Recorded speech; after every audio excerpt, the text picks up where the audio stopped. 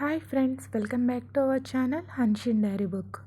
Last ఎపిసోడ్లో రిషి వాసులు వాళ్ళ పెళ్లి నుంచి తప్పించుకు వెళ్దామని వాళ్ళ పేరెంట్స్కి చెప్పకుండా ఇంటి నుంచి వెళ్ళడానికి ట్రై చేస్తారు కదా. సో వాళ్ళ పేరెంట్స్కి దొరికిపోతారు.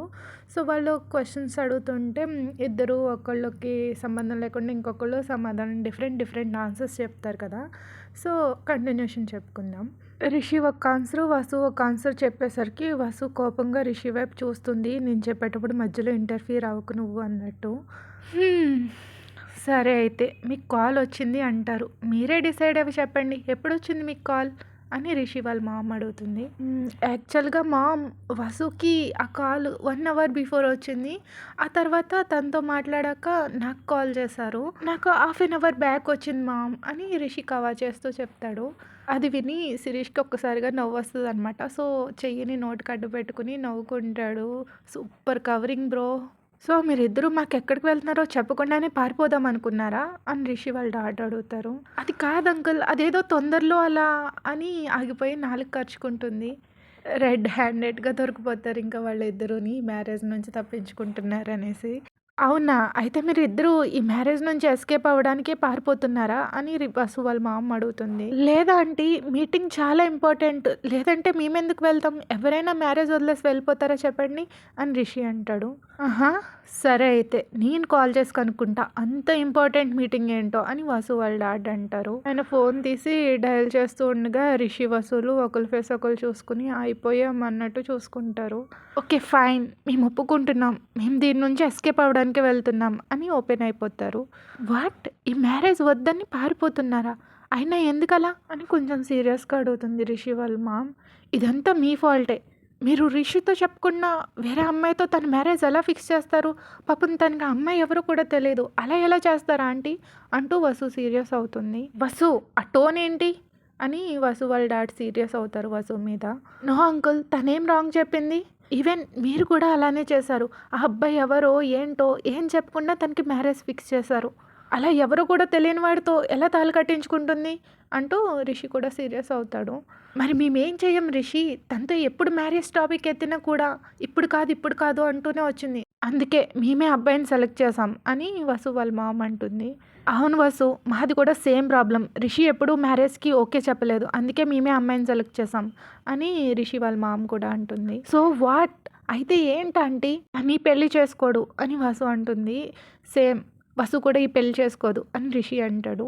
మిమ్మల్ని ఇద్దరిని ఇలా చూస్తూ ఉంటే మీకు మీ ప్రాబ్లమ్స్ కంటే ఎదుటి వాళ్ళ గురించే ఎక్కువ వర్రీ అవుతున్నట్టున్నారు, ఏంటి విషయం అని వసు వాళ్ళ డాడీ అడుగుతారు. ఒకసారిగా ఆగిపోతారు, ఏం చెప్పాలో తెలియదు.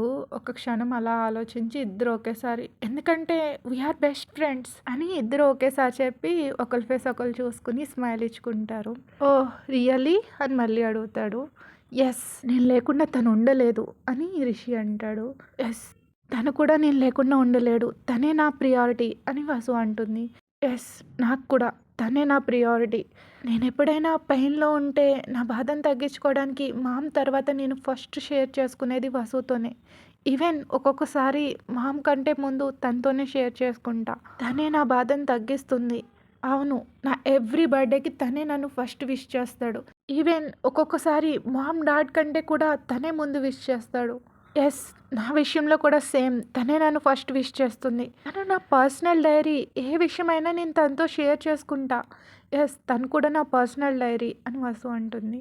తను లేని జీవితాన్ని ఒక్క క్షణం కూడా ఇమాజిన్ చేసుకోలేను, she is mine, I love her. నేను కూడా I can't imagine my life without him, I love him, he is also mine. వాళ్ళు వాళ్ళ పేరెంట్స్తో వాళ్ళ గురించి చెప్తున్నారో లేదంటే వాళ్ళ మనసులో ఉన్న ఫీలింగ్స్ వాళ్ళకి వాళ్ళు చెప్పుకుంటున్నారో వాళ్ళకి అర్థం కావట్లేదన్నమాట. సో అలా ఓపెన్ అవుతున్నారు, ఒకళ్ళ మనసులో ఏముందో ఇంకొకళ్ళు. సో ఫైనల్గా ఒకరికి ఒకరు వాళ్ళ మనసులో మాటలు చెప్పుకొని కన్ఫెస్ చేసుకున్నారనమాట. ఈ ప్రాసెస్లో వాళ్ళిద్దరూ ఒకళ్ళు చేయి ఒకళ్ళు వదలలేదు, టైట్గా పట్టుకుని వాళ్ళ మనసులో ఫీలింగ్స్ని అలా వాళ్ళ ఫేసులు ఒకళ్ళ మొహాలు ఒకళ్ళు చూసుకుంటూ ఎక్స్ప్రెస్ చేసుకున్నారనమాట.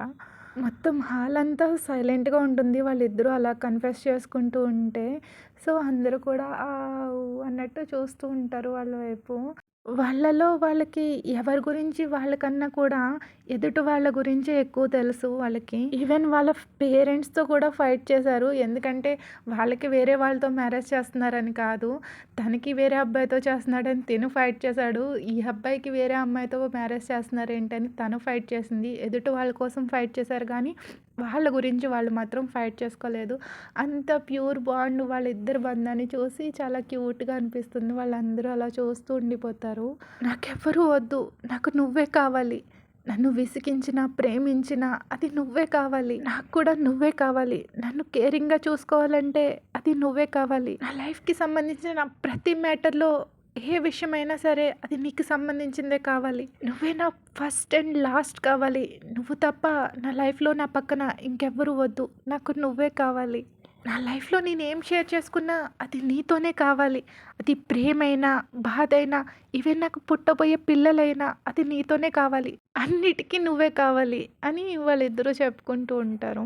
వీళ్ళు అలా చూస్తూ ఉండిపోతారు కదా! సో, వాళ్ళిద్దరూ అలా చూసుకుంటూ ఉంటుండగా మళ్ళీ వసు వాళ్ళ డాడ్ అడుగుతారు. So, you love her? Yes.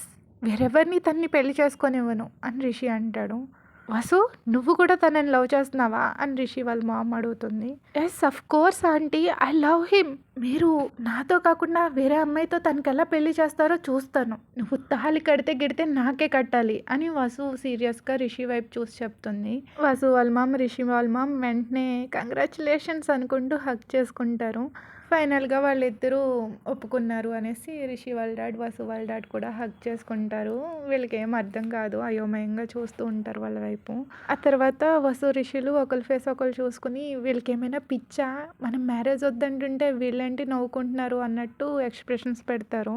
My dear over possessive కిడ్డోస్ అంటూ రిషి వాళ్ళ మాము వాళ్ళిద్దరి దగ్గరికి వెళ్ళి చెవులు పట్టుకుంటుంది.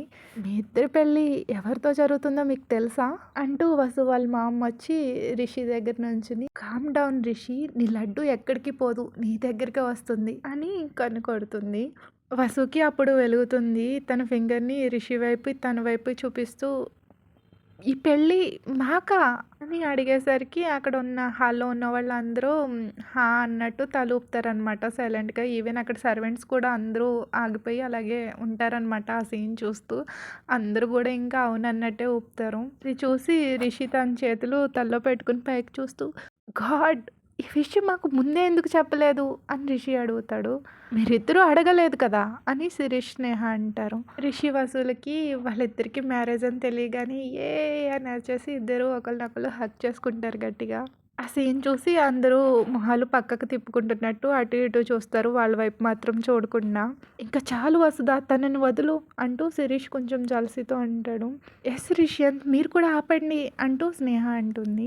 శిరీష్ స్నేహాలు అలా అనేసరికి వాళ్ళిద్దరూ ఇంకా గట్టిగా టైట్గా హగ్ చేసుకుంటారు. శిరీష్ స్నేహాలు ఒకరినొకరు చూసుకుని నవ్వుకుంటారు.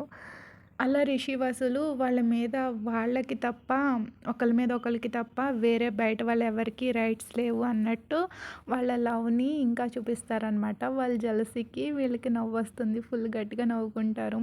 ఆ తర్వాత వీళ్ళు ఎంతసేపటికి విడిపోయేసరికి అందరూ ఫేక్‌గా దగ్గుతున్నట్టు నటిస్తారనమాట. అప్పుడు ఈ వరల్డ్‌లోకి వస్తారు వాళ్ళు. మొత్తం వసు ఫేస్ ఫుల్ బ్లష్ అయిపోతుంది. రిషి అయితే తల కిందకి దించేసుకుని చెయ్యిని ఫోర్ హెడ్ మీద పెట్టుకుని ఏం చేయాలో అర్థం కాదు. అటు ఇటు చూస్తూ ఉంటాడు ఎవరి వైపు చూడకుండా. సో, కొంచెం వాళ్ళకి ఎంబారసింగ్‌గా అనిపిస్తుందనమాట. ఓకే గాయ్స్, లడ్డుకి, పొట్టికి వాళ్ళకి అలా తెలిసిందనమాట. వాళ్ళ మ్యారేజే అది, వేరే వాళ్ళతో ఫిక్స్ అవ్వలేదు అనేసి. మీకు కనుక ఈ ఎపిసోడ్ నచ్చితే లైక్ చేయడం, సబ్స్క్రైబ్ చేసుకోవడం మర్చిపోకండి. Thank you for listening. Please like, share, subscribe. Bye bye.